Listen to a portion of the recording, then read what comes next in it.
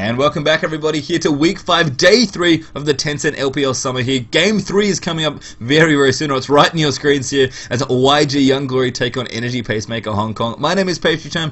I'm going to be joined by Papa Smithy. Papa, it's been a fantastic week of LPL here, and we're almost at the end here, halfway through the 3rd day of play here in week 5. We've seen a lot of craziness already, kind of 2 teams towards the bottom / middle of the pack here. What do you think we're going to see out from Young Glory versus EP? And we're here with a replay of the TJ Summer final, which was between Young Glory and EPHK, the 2 teams that came through, were promoted to the LPL Summer split. I mean, Young Glory, been on a really long train of momentum. They've taken down some of the top teams recently. Were well outplayed by World Elite last game. That was finally World Elite coming back into their own. Young Glory, after beating OMG in the first game of this week, finally falling to World Elite. Against, EPHK, the team 1-13, right down the bottom of the standings. They'll be looking to pick up a victory just to crown this momentum and take them to 6 wins. Yeah, I mean, it's possible. I mean, that they make top 6 and stay in the LPL, but to do that, they have to at least pick up more wins here, and they'd love to get one here against YG. So, Shen, Kennen, and Ari, the 3 bands there from Young Glory. Energy Pacemaker going with Zyra, Zach, and Elise. And Zyra, definitely a nod over there to the YG side. Yancer loves to play that Zyra mid as an AP. Other than that, the Ari kind of sticks out to me as well, but Thresh, one more time, is going to be the first pick in this draft. He is, and Twisted Fate actually going to be brought out here by Supercat, you'd have to think, on the EPHK side. We haven't seen too much Twisted Fate. It tends to either win or lose games based solely on that pick. You'll remember World Elite trying to pick that against OMG, but just getting roamed on. Look at the 80% win rate, very impressive. But when that pick doesn't go well, especially when that first Destiny gets exploited by the enemy teams, there is that room to counter that Twisted Fate pick. Yeah, I mean, Twisted Fate, one of those champions that at one point was synonymous with Chinese League of Legends, now, of course, played all over the world, still very strong. I think it's, that graph there kind of showed it all. Not picked very often because he's banned all the time, but when he does appear, he tends to win. So we'll see if that's the case here for Energy Pacemaker. As we've said, they'd love to pick up a win here. Twitch Lee Sin going to go into the pile for Young Glory, which kind of 2 champions we just expect to see at this point. It's curious to me that Twitch is going so late here in the LPL, but I think that's just a difference in scenes, Everyone understands how powerful Twitch is, but they don't necessarily want to be first picking him, like maybe in some other scenes where that's happening. Absolutely. It's just one of those little things, Pastry Time. And Thresh, clearly the contested pick between the 2 teams here. And Twisted Fate's up. Someone has to pick him. That's how the history goes. It very rarely goes through picks and bans. And EPHK locked them up. Yep. Lulu, Caitlyn, the next 2 there for EPHK. And now Renekton getting considered here. We saw how aggressively OMG picked Renekton in their draft for the first game today. Renekton going nice and late here, along with Lysandra as the mid-champion there for Young Glory. So a nice few pickups here. And looks like Rise, actually, will complete the lineup here, which I guess means we're having top Rise, mid Twisted Fate. I do not think we'll be seeing top Twisted Fate, although I've been wrong before. You never know. Oh, never mind. You do see the shenanigans sometimes, Pastry Time. Well, I mean, we've already seen Twisted Fate shenanigans in the LPL. If you remember Big Pomelo, he had something very special to do with Twisted Fate here. But EPHK, I love this pick, by the way. I think Malphite's fantastic against Twitch. And I think going to be a little bit more robust of a laner against someone like Renekton, who, Rice is a decent time against, but I think it's a little risky. And this definitely fits the way they want it. The way their comp goes here. They've got Jarvan, Malphite, Lulu. That's already a great combo in and of itself, and it does get locked in here. I believe it was OMG who ran that Rise versus Renekton matchup, and Young Glory, Otto himself, was just smashed OMG's top laner there, and it was one of those, I think it was 4-0 as early as 12 to 15 minutes there, so not wanting to recreate that at EPHK. No, and instead pick, Malphite, a pretty robust champion in the top lane. You can see he started with a Doran shield here, got the teleport as well, so clearly Dumbhawks just kind of wanting to, just say, hey, let's chill out and farm. It's fun when we farm. So he's happy for some teleport, Twisted Fate gank shenanigans maybe in the bot lane, but he's not picking that teleport for lane. He's definitely picking that teleport to win games. Just wants to relax and try and create a little island where he can farm up in the top lane. Looks like Sizz and Otto going to get themselves up here, which is kind of curious. Lulu's actually kind of close. Well, in fact, Lao P going to get spotted off here. Does see the ward that gets put down. So Renekton and Lee going to spot that out. Don't quite know what they wanted to do there, but I guess they were setting something queued up. Denied, though, by Lulu, as Lao P was in the right spot at the right time. Able to detect what was going on there. Movement again here from YG. Gonna ward up that blue buff, and this is a lot of what we see in the early levels here. Normally teams like to move together, but the teams are kind of split up here. Energy Pacemaker actually pretty defensively spread across the map right now. In fact, Domhawk's here just gonna spot YG and Sizz, sorry, Otto and Sizz one more time. Just trying something. They really want to be in the red buff area for whatever reason, but they are getting detected here by Energy Pacemaker, and just in general, some early wards being put down here so they can monitor the early jungle activity. You'd have to think that Java wants to start blue here. Thresh and Twitch can put out so much harass, you know, just punish him for picking up that buff. So there is the potential just to late invade here, and even if they don't pick up the buff, force Jarvan out of his jungle. Here comes the late invade. They are, of course, sitting on top of a ward, or were when they were walking through. So EPHK know exactly what's happening here. Malphite maybe going to rotate in, look to make something happen. Because of a Peacemaker comes in, stun card on Love Cryboy, that's bad news. And now more damage coming through. Lulu there with a slow, forced to flash out there as Dark Passage on 5 members here. But Supercat with a red card, maybe not what he wanted, but slow onto answer could be enough. Ice Shard as well, Exhaust being popped there as Lissandra forced to flash out of the way. Dragon taking damage as well there. There's another stun card there, flash forward as well as the autos come through. And Dragon, he may be able to live here. But EPHK are really making something of it. There's another stun there from Twisted Fate. And finally, after many summoners get burnt, EPHK successfully defend the late invade. Now going to look to invade themselves and, of course, pick up a kill. And, of course, skilling the expunge there was Twitch. He didn't have ambush to go invisible and try and juke there, and it cost him his life. I mean, definitely makes a lot of sense here in the early invade. Sizz, I don't... Whoa! That was cute there. Managed to get Q there, double Q there for a bit of execute damage, smite away that, and then Lantern over the top. If there was ever any way to stop your jungle getting invaded, that was one of the most creative, I think. Yeah, turning a bad situation into almost a little mini win there for Young Glory, and so much style as well. Lovely play. Sorry, Booping now up towards his blue buff here, smites that one off, and has to start it himself at this point with the laners so deep into CSing in their lanes and farming the various places on the map. So he's going to take his blue way himself, going to start a little behind here. As Sizz has already picked up his buff. I mean, both junglers going to be without smite for their second buff, but should be okay. And I think Doran's Blade as well contributing to that steal. That was very clever from Sizz. Impressed me. And then just there, so Love Cryboy tanking out the golems there. He was low enough health that he couldn't enter lane at that health, but he just wanted to make sure that Twitch could have some experience while he's getting zoned out, of course, at this point. Yeah, so Dragon not off to the best start here. Caitlyn Lulu very annoying at one of the classic push lanes here, along with, I guess, Lulu Graves here. Oh, Sizz, can he do it again? He's going to look for it. He finds Jarvan. Actually, beautiful kick. Slows him down and then kicks him in the back. That's an absolutely beautiful bit of counter jungling there from Sizz. Even going to steal away the red buff now as well. And poor Jarvan not off to a happy start at all. Yeah, all the early warding, all the early positioning from Young Glory. It looked like it was they were gonna take a hit for it, given the first blood that came out. But that is now a massive win for Lee Sin here. Level 4 against the now level 2 Booping. Yep. So a Q there, very accurate. Snipes off that Jarvan in his own buff. Steals away the double golem. Steals away the red buff now as well. And Lee Sin maybe just even gonna wait here for Jarvan to come back through. Try and do it one more time. I mean, Booping, I think, wants to be at his wraiths. Looks like they have respawned now. So Love Cryboy down the bottom, taking a bit of damage. Laupy as well gets ignited there. Get a flay damage from him as well. And Dragon will clean that one up there. So a bit of a misstep. The hook now as well. Working onto Kane as the death sentence lands the flay back. And that's going to be the double kill there for Dragon.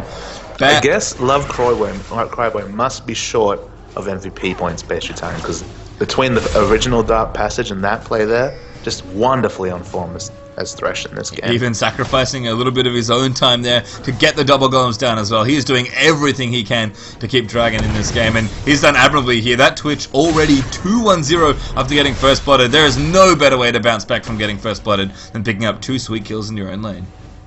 Young Glory keeping the momentum up based your time. They couldn't take it down against World Elite, but after taking down first and second place here, trying to prove it's no fluke and just put in a commanding performance against the last place team. And a cool 1,000 gold ahead for Young Glory. You know, it's only 5 minutes in, so 1,000 gold's pretty significant. And it's just interesting to see already the early advantage that YG carving themselves out here. Looks like Domhawk's in the top lane, not having too much fun. But Hook gonna come there, actually missing her into Laupy, but the slow comes through as well. Flayback as well. Love Cryboy absolutely on top of everything here as the exhaust comes out onto Twitch. But Kane maybe even gonna look to turn it around. The pickaxe here could cause some problems. There's a net forward, maybe needs one more auto after that. A great flare from Love Cryboy is gonna keep them safe, and the Venom cast there to slow Caitlyn off. Almost there as he dodges the pills of a Peacemaker.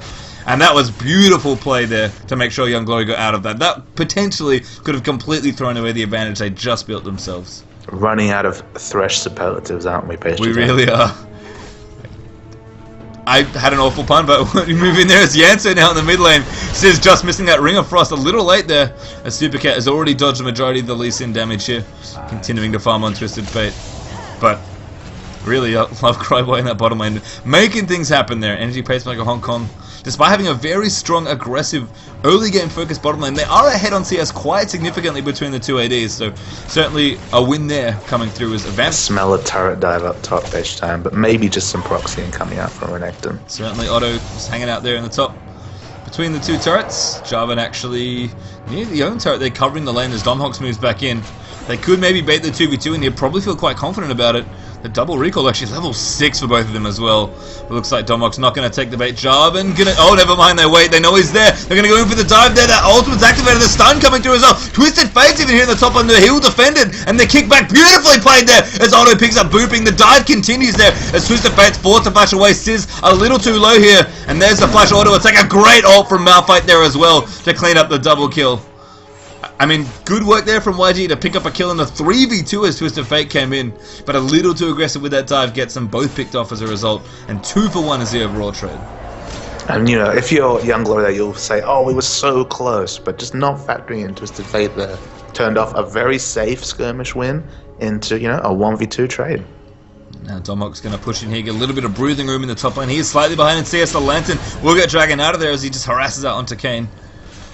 Twitch, they're continuing to be aggressive. Kind of interesting to me that despite those 2 kills, Dragon, I guess due to CS disadvantage, just due to maybe saving up gold for something else, can't really trade with Caitlyn right now. We had a very aggressive pickaxe picked up here by Caitlyn just to kind of make something happen here and get some traction back in the bottom lane. Double Doran's pickaxe is a lot of early AD for this Caitlyn, and Twitch is actually having trouble trading here despite, again, those 2 early kills that he picked up. Yeah, when he shopped, he bought the Vamp Scepter, boots, and some pots, which screams to me that he had about 1,200 gold. Couldn't finish that bilge water, so kind of caught between big item and power jumps here is Twitch. Kayn definitely getting paid off here for the aggressive pickaxe pickup. I mean, no boots on Caitlyn either, but if you're staying at 650 range, sometimes that doesn't matter, although could matter here as Sizz is looking to go in. Yancer as well, looking a little frisky around the dragon area. This is a very, very scary initiation, potentially as well from Lee Sin. Lissandra, Supercat with the blue buff now. Need to see Lardrod up nice and quick as well. Lissandra going to come through there, the Ring of Frost looking, flashes with the ultimate actually, now Sizz going to ride it in. Supercat, I think, in a lot of trouble here, gets slowed down there, damaging from Lee Sin as he QQs in. And Resonating Strike into Sonic Wave, but more than enough to clean up the Squishy Twisted Fate. Yeah, and Lissandra's, after level 6, just so much kill presence with any sort of a jungler. But I mean, Lee Sin, at least in that snowballing especially, easy pickup. Yeah, pop out there from Yancer as well, gets himself a kick back there into Jarvan. Otto's here from YG rotating down towards the top. A beautiful Q from Lee Sin. And enough Tempest damage there despite the exhaust. Can he get out as well? Safeguards away to Yancer. And Sizz right now, I mean, we called it for Love Crybo maybe, but Sizz is not far off the highlight reel here in this game. Malphite's here though, that could be bad news for the Unstoppable Force. A flash force there for Laupi to get out from under that death sentence. And Domhox cannot find a window to use his ultimate, unfortunately. No flash available there for Malphite. His Young Glory going to rotate down towards this dragon. A little risky here, but Jarvan's coming back off. It's basically a forced 5v4 if they want to go for it. I mean, Lee Sin's a little low, he's got to be careful here. Malphite coming through as well. Spray and pray activated for Dragon. They've got to make it happen. He'll have Crybo right in as well. The flay comes through. Unstoppable Force pops up 3 there. As is still very low, but still alive there. Kayn looks for the last auto and finds it. So much damage onto that Caitlyn though, as Lee Sin's able to do enough to let Lissandra clean up the last kill. But now Twisted Fate's going to come in there. Destiny's in the gate through there. Flay back there. Beautiful play from Love Crybo as Yancer coming through. And just too much damage there from Young Glory. Twisted Fate tried to be a hero, but one more time for that Thresh. Absolutely beautifully timed Flay to disrupt Paul Supercat, and nothing he could do. A Young Glory would have taken a Dragon there. A 3-for-1 trade, very similar to the Dragon Gold. Everyone picks up a nice bit of global gold there from that team fight. Young Glory very happy with the return. I mean, impressive for them that despite Sizz being so low, they felt confident enough fighting some freshly respawned members of EPHK there, and kudos to them, they managed to pull off what was a very rough looking team fight, I suppose. I mean, they had to do a lot there to make sure it went right, and it went really, really well for them. They can always, of course, make an attempt back on the Dragon now. They're about 3,000 gold ahead early on in this game, which is not too shabby. And looks like Sizz picking up blue here, not going to give it over, it seems like, curiously enough. actually wants to take it for himself here. I guess Lissandra might have a blue from the last team fight, and that's bad news for EPHK, because Lee Sin, he's already been doing some stuff. Him in a blue buff here, with a sight zone now completed up as well, kind of bouncing around the place there, even with an Oracles to put pressure on and clear out some of those wards. He's already, you know, made a couple of notches on the highlight reel. I can't imagine Caesar's got too much more left, but I think he's about to show us just how good he is on Lee Sin. Absolutely, he's got the mobility, you know, from that sight stone. He's got the skirmishing just from the experience and having the levels there. The cooldown reduction is just the icing on the cake. This is just a Lee Sin you cannot screw with if you're EPHK. And that Oracle's there, going to make all vision around Dragon basically not possible here for Energy Pacemaker. They're probably going to have to give it up as pressure coming in towards the mid turret now for YG. Just poking back and forth here. Again, Twitch is kind of an interesting Siege champion because he's only really excellent in the Siege when he has his ultimate on, which of course you kind of need in team fights, so it's a little... No escape, of course, so if Malphite's ever next to a turret, he can never really get in any confident auto attacks there, so you know, he's definitely not the ideal Siege champion, especially if Malphite or Jarvan are alive. Just so many tools EPHK have here to deal with that Twitch if he's ever in one spot sieging a turret. Very true here. And Renekton actually not helping for that push on the top lane, but he does have something very curious in his inventory. We've seen Brutalizer before. We've definitely seen Sunfire Cape Spirit Wizard from Renekton. That's kind of what we expect. Tiamat? A little different here from Renekton, but he's going to have a lot of Tiamat burst. has some very interesting interactions with just Renekton. Like, you could look at his kit and say, hey, that opens up a lot of wave clear between his Q ability and the Tiamat, but one of the interesting interactions is if you Tiamat while Ruthless Predator's W stun is available, he actually can move once again. It cancels the animation there, and it just allows him to be a little bit more flexible. So it's an interesting burst combination of choice from Renekton. Papa Smithy with the very specific knowledge here as Otto's looking to go in there, booping in trouble. So he's going to dive under that Jarvan and pick him up. Supercat, you know, trying here as the teleport's even coming through from Malphite. He's got Flash Ulti, can go for it, the stun comes through, the ult's going to get there as well. The damage still in there for Dominus, but that was off so much burst though! Almost kills Supercat. Lissandra over the top now looking to clean it up. But Yanto can't quite find it. Ult on the Domox, so Dragon coming through now as well on that Twitch. The Venom cast's going to slow out Laupi. Ice Shard in there as well. Spray and Pray now looking for the damage. I think that's enough for Lulu. If he was in expunge range, that would be a dead Yordle. And so many members of EPHK low. Most of that damage to Malphite and Twisted Fate done by the Renekton in that 1v2 situation. You mentioned Burst, Papa Smithy. That was absolutely insane. It was just a disgusting amount of damage coming out there. I mean, it gives you that early AD pastry time. It is a very viable choice. And, you know, it turns eventually late game probably. You'll probably leave it out for now, but late game into the Ravenous Hydra for just the extra lifesteal and staying alive longer, which, given how tanky he's going to get, a scary proposition. Yeah, you can really pop up very quickly with Kaldameek, especially with Fury, and then just tapping that Ravenous Hydra for lifesteal as well. Looks like Twisted Fate going to try and find something. Yancer looking to get away there, but Siz's going to be the one stunned and knocked up there. The Ice Shard coming through there just kicks him in the face. Oh, the safeguard, not enough though, as Cataclysm plus the red buff able to pick up enough damage onto Lee Sin. Now Yancer in quite a bit of trouble. No ult available there, unfortunately, to try and protect herself. And Twitch here over the top, trying to poke over the back of Dragon, but not enough there either. In fact, Dragon got to be a little careful. Never mind, Love Cryboy's in the mix now, looking for the hook. He fired. Nope, never mind. Doesn't quite find it. Flash boxes though. Wants to be aggressive here. Dragon with the Venom Cusk in there as well. Love Cryboy very low, but Booping's going to get picked up here. The barrier popped as well. Thresh alive for a little longer, but Dragon cannot 1v2 this. Can't even ambush out with the true side on help picks. And a double kill there for Kane is much needed gold for EPHK's AD carry. And for all the amazing early gameplay of Love Cryboy, I think he judged that skirmish pretty poorly there. I mean, Twitch was low mana, Spray and Pray was on cooldown, and to flash engage there with the health values, with the mana values, it just unfortunately baited his team into extra deaths that were just needless. Young Glory have to be careful here. They've been playing quite aggressively, it's been working out so far, but a lot of their item pickers especially really tilt towards the fact that they want to be playing very aggressively in this matchup, and they can't get too carried away with plays like that. I mean, if Love Cryboy get an aggressively misstep there, who knows what will happen, but there's a DFG on Lissandra to kind of give you an idea of what I'm talking about here. I mean, Tiamat and Renekton I can understand, it's an aggressive choice, but DFG on Lissandra, that's insanely aggressive for me, especially on an AP that usually wants to be such a utility-focused champion. I mean, Lissandra doesn't really have the AP ratios, so you normally pick up the Zhonyas and the Abyssal for a bit more utility and a bit more tankiness. This is probably the one damage item that kind of makes a lot of sense on him, that it does give you that surprising burst early in the game, but you're right, she doesn't have the armor or magic resist that some of the other options or some of the other choices, or even the stasis, of course, from the Zhonya's here. So really going to have to rely on smart use of that ultimate, because that's all she has in terms of tankiness. So YG continuing to play aggressively here. Otto going to come in here into booping. He happy 1v2 one more time, gets hexed up there. Damage coming through now. It's 1v3. Can Otto make it happen? Laopi, I think, in trouble. Renekton looking to try and get out of here. His team running up there as well. EPHK want nothing to do with that. Lysandra pops over the top. Doesn't want to go over there. I think realized that maybe don't want to pop over that wall just in case. Down the bottom here, Dragon actually popped his ult. Looking to maybe do some damage. He actually sieging up the turret here as well. Super Cat not too phased by this. Kane coming down as well. Not too much damage under that tier 2, but a little bit there. Twitch not going to have his ultimate for a minute and a bit. So YG going to have to be careful when they force the next team fight. But just in general, Young Glory, a comfortable lead here, about 4,000 gold ahead. 2 towers down as well to 0. I mean, the kills look kind of even, although they're obviously ahead on that metric as well.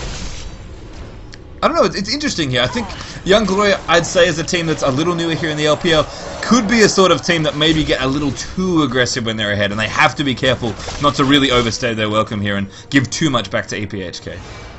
I think Otto here is probably being smart. He's got a lot of cooldown reduction. He's got Spirit Visage, which, amplifies the healing he does in his Q, fits his kit very well. But he can find a fault to be aggressive, because there isn't really the damage yet on EPHK to take him down. When the Zeal is completed, when the last Whisper is completed, he needs to be worried that he hasn't got that early Sunfire. But until then, the base damages on the EPHK side, they're not going to trouble the Crocodile. He can be as aggressive as he wants to be. That Spirit was that as well. Obviously going to shake off some magic damage, but just giving him all that more lifesteal when he does complete the Ravenous Hydra, assuming he does, that's going to increase in there as well. Just the cold and meek lifesteal he gets there as well, and just general health regen, which Renekton has plenty of as well, especially with Dominus running.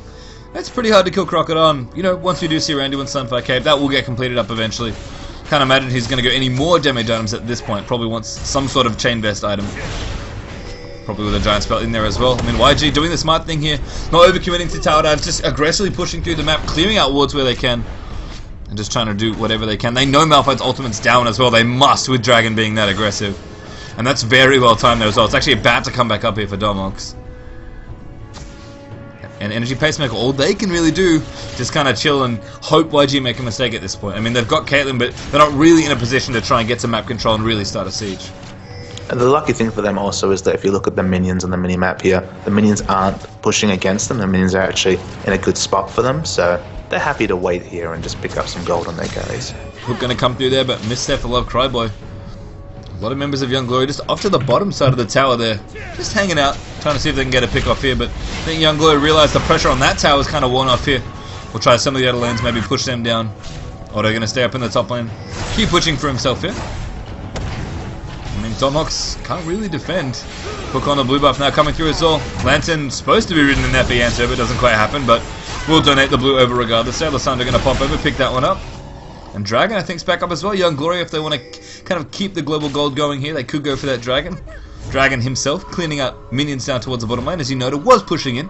So going to pick up a nice bundle of farm, and looks like they are going to go for Dragon now. So, Young Glory taking this game at a very reasonable pace, but I think they feel comfortable in this position right now. They don't need to rush this game, and I think that's important. And if you're an EPHK fan, the one kind of thing you do have in your arsenal is a Caitlyn who's quite happy here. 25 CS up on Dragon.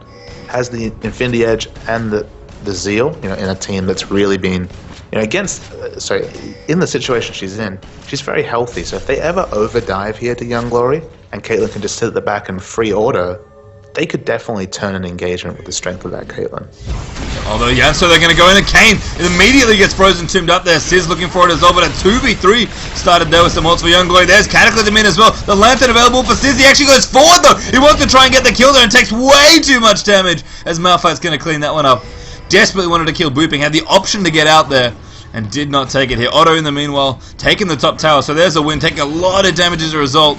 But able to clean it up. The hook there on the Super Cat. Maybe they'll go in the spray and pray bot there as well. But a good Zon is used there from Twisted Fate. Lysandra riding in there. Very aggressive with Ring of Frost there. Gets knocked up by Jarvan as that comes through as well. Kane actually gets that kill now as well. So Caitlyn looking very strong here. Dragon though doing good amount of damage. A great hex from Lulu as Love Cryboy's trying to make it happen. He gets one. He's gotten another already on Jarvan there as Caitlyn falls to him as well.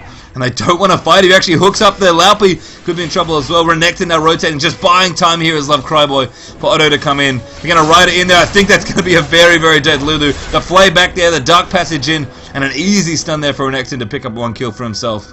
So after a slight hiccup, still those thresh mechanics very, very strong on Love Cryboy. And I think you can kind of tell one of the reasons YG really wanted to pick up this thresh early. Love Cryboy clearly knows his way around this champion. And as you said, after that slight hiccup, playing absolutely brilliantly once more. I have to say though, Young Glow for me, that dive felt... It was an interesting team fight that they started there. I mean, again, the one criticism I would almost have of them this game is that I think they're being a little too aggressive here. I mean, essentially starting a 2v3 using a bunch of cooldowns with Lee Sin aggressively going back in with the option of getting out is maybe a little too deep here. I think Yancer was pretty confident that he could explode the Caitlyn there, the Caitlyn, the crown jewel of this EPHK comp, instantly, with that DFG. It didn't happen, and with Barrier being available, with the Lulu ultimate being available, they don't have that instant burst if Lulu's right there and able to disable, and then of course give Caitlyn that burst of health. She was, very healthy, able to fight there, whereas they must have considered the fact that hopefully she would not be able to fight at all. Yeah, and obviously didn't quite go as planned, but Thresh still plenty of damage coming out. Kind of weird to say that, but he really did a lot of work there in the last fight as he continues to do work clearing out wards there in the bushes with his oracles. Now YG gonna cinch things up here. Good ult there actually under the 2 members. A knock up as well. Still damage coming through there as Jarvan's gonna dive in there. That's a kill for Kane onto Dragon. A good ult there is onto Yancer as he's diving towards the turret. Has the lantern to ride out, but doesn't quite click it. And all of a sudden, maybe a little too deep for the diver as Otto picks up a kill on the booping Kane round the side as well. Gonna dodge the wild cards. Otto dodging everything, but he's gonna get stunned up and picked up. Sizz picks up Kane towards the back as well. Now Love Cryboy one more time.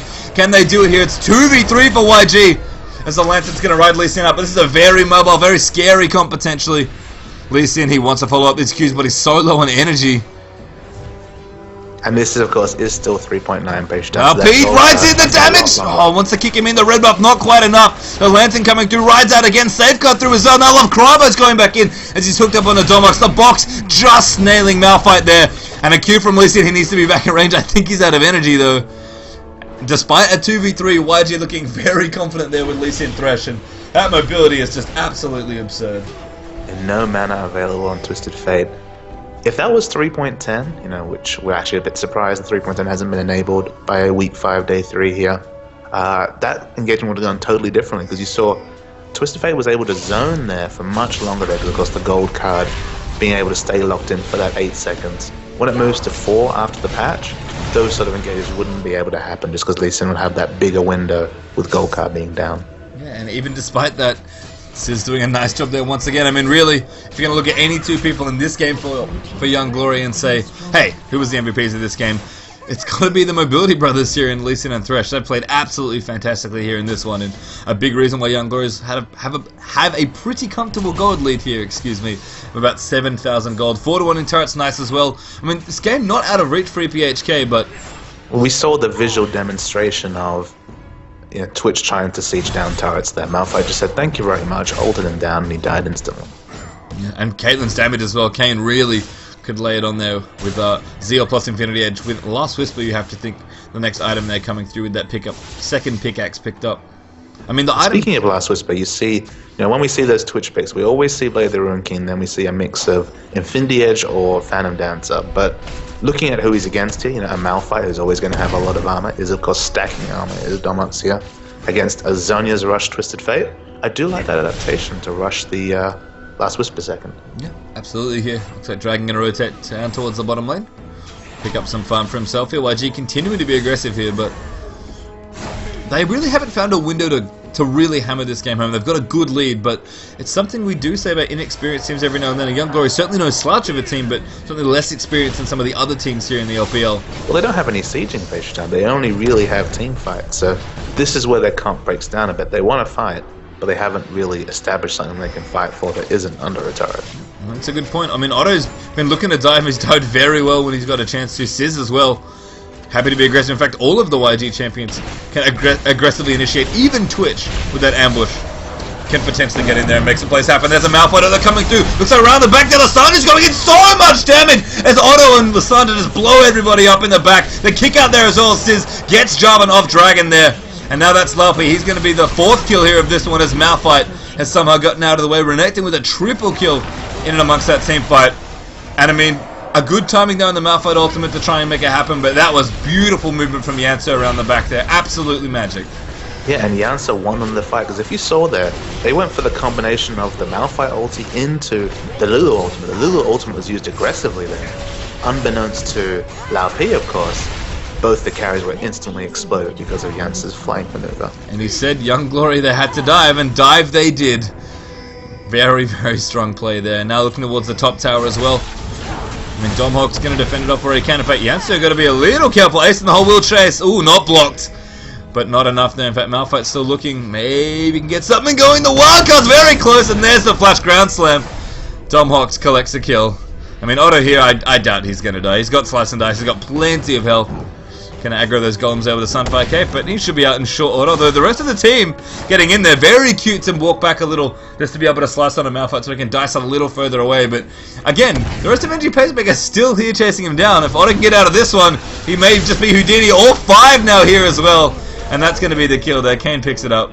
But Sizz, very smart play here on Lee Sin. He's run straight down mid lane here, wanting to get those minions pushing into their mid turret here and try and just get down another global objective for Young Glory. I mean, EPHK almost in desperation at this point, starting Baron now. They're still 10,000 gold behind. They'd love to take this off the map, give themselves a good chunk of gold and some nice free stats, and maybe just try and turtle out the under their turrets here. But Young Glory going to try and disrupt this if they can. Sizz looking for a steal. He goes in there, he steals the Baron! Beautiful play from Lee Sin. He dies to Malphite, but doesn't even matter there. Sizz once more gets himself into the highlight reel. And Energy Pacemaker Hong Kong, they just cannot catch a break in this game from this Lee Sin. And that was a contested smite there. You see both junglers have smite on cooldown there. One level advantage from Lee Sin, but just he had to call the trigger finger. And as a result, Young Glory steal the Baron away there from Energy Pacemaker. And now, really, if they were looking to dive before to start their fights, there's a good ult there from from Domok to a clip Dragon. They're stunning there as well. Dark Passage rides him out though. He's turned into a cupcake. He's dead there as Kane comes in with the damage. Cataclysm not really needed there, but just in case. There's a play coming back there. Kane now getting uploaded by Yansa. So much damage from that Lissandra. And Otto wrecking through the backlines once more. There's the hook on a Domok as Death Sentence comes through. Lissandra with the double kill there. 500 bonus gold actually picked up. That Malphite was doing work for EPHK. And Lissandra, you kind of, it looks a little silly going for a pretty heavy burst build, but that was once more beautiful play from Yansa's Lissandra and showing us that, you know what, maybe DFG Lissandra, not quite the joke you think it is. It's no joke pastry time, it's the aggressive choice, it's absolutely all in on aggression there. It's not Zhonya's, it's not a physical, it's aggression. Yansa gets out from under that turret there, now Booping in trouble, the ace completed as Lissandra gets the final kill. And what a fitting person to give it to as well. A good Zhonya's actually from Supercat to protect the very aggressive dive that Otto was going for here. He's now dead, but Lissandra Thresh still alive. They're going to work on this middle inhibitor. I mean, yeah, it's just pretty scary. Lulu has to be very, very careful here. Now Sizz in there as well. Going to contribute where they can. Kane maybe can look for the ultimate here. Likely going to be blocked off here, but can still do decent damage. Malphite coming through as well with the home guard. Forces Lissandra to E out of the way. And you're right, it looked a little funny to me when I saw it, but DFG really looking good here for this Lissandra from Young Glory. And Otto, he was running wild in the top lane. They were very confident about their front line. Why not get a bit more burst on Lissandra before transitioning into kind of those more defensive choices? I mean, Otto, we've seen him completely wreck face in the last few team fights. He's comboed AoE very well with this Lissandra, and you can see why in his items. He's got the standard, he's got Spirit Visage, he's got Sunfire Cape. But to add to that, not only does he have a spare Giant's Belt for a probable Randuin's, he's got a Black Cleaver and a Ravenous Hydra on top of that. He is demolishing people with AoE when Ring of Frost from Lissandra's locking them all down. And AoE lifesteal just gives him that much more staying power as well, so he's staying in fights, not just defensively, but offensively. And every time that Lissandra Renekton combo goes around the back, Young Glory are exploding people. And the Malphite, Domox is trying to do what he can. He was doing well, actually 618 before getting killed there to give Lissandra a bit of shutdown gold. He's got Randu, he's got Sunfire, building likely an Abyssal Scepter there with that Negatron Cloak. Runic Bulwark's finished up on Jarvan as well. Items are starting to come out here for Energy Pacemaker, but they're still very, very far behind in gold. And I mean, I would love to tab over and see what the gold difference is between Otto and Domhox. I imagine it's a little bit disgusting. But even I'd say Domhox has done very well for himself, regardless of what's been happening for his team, he's played smartly here. And the QSS completed on Caitlyn, they do have at least an answer to the Lissandra ultimate now. Yeah. I mean, they've got plenty of good CC to get out of. So maybe Kane can stay a little safer here. They really sort of need to keep alive here. Lissandra going forward, uses the QSS though, gets off that deadly venom. Taking a little bit too much damage, and honestly, Caitlyn a little bit too far forward there. Probably going to cost EPHK this inhibitor. They would have loved to try and defend it here, but not going to happen this time. And now the last inhibitor tower and the inhibitor up towards the top lane getting pushed in as well. Young Glory going to basically force a very difficult choice on the energy pacemaker. In fact, Dragon even just staying invisible there in ambush as the rest of his team pushes up towards the top. He's off towards the side here. Everyone healthy here for EPHK. Sizzo looking to kick it back in. Kane with a very nice flash. I think Lee Sin found a Yordle snap trap, but Dragon gets the last inhibitor there. Yanto diving in there as well. Lasonda gets picked off actually by Supercat as the wildcards come in. The box there from Love Crabbo tries to separate the rest of the team here, but Twisted Fate wants to go back in. He tries to find the backline. Otto very, very tanky though, doing a lot of damage. Finally goes down to Kane here. And it could be a few too many missteps. Kane finally going to get dunked on there as Lee Sin picks up that kill. Sizz somehow still alive as he's forced to flash there. A good Zombies there from Supercat keeps him alive for a little longer. But Dragon here still alive. More than enough damage to push through here. 4 for 2 trade overall there for Young Glory, and I think that's going to be the game here. And with this victory here, Young Glory move into outright 6th. Of course, the top 6 teams stay in the LPL. The 7th and 8th fall, so for a new team like Young Glory, going to be very, very happy with this result. Yep, 2 Nexus turrets down, the next to fall soon after. And Young Glory, they played aggressively all game, really made stuff happen in the early game with Thresh and Lee Sin. You know, maybe took this game a little slower than they may have needed to, but closed out with style there towards the end. And a dominating performance from Young Glory, who are still looking to make their presence felt here in the LPL. And they do not have long left, Papa Smithy, as we end up the 3rd game of Week 5, Day 3. And Otto showing why Renekton is just such a popular pick. It wasn't just the pure tank build we're used to here. A lot of damage coming out of that Crocodile. And look, it's right up there in the pick bands in the LPL, seemingly for very good reason. Yeah, absolutely, yeah. Of course, if you haven't missed any of today's games, feel free to check them out. You can head over to youtube.com/lolchamp series, where all the VODs that we are doing for you all are being stored. And of course, we've got one game left here, and it's a big, big, big one. Make sure to catch the VOD for that one. Invictus Gaming will be taking on World Elite as we continue with our last game for the Tencent LPL Summer, Week 5, Day 3.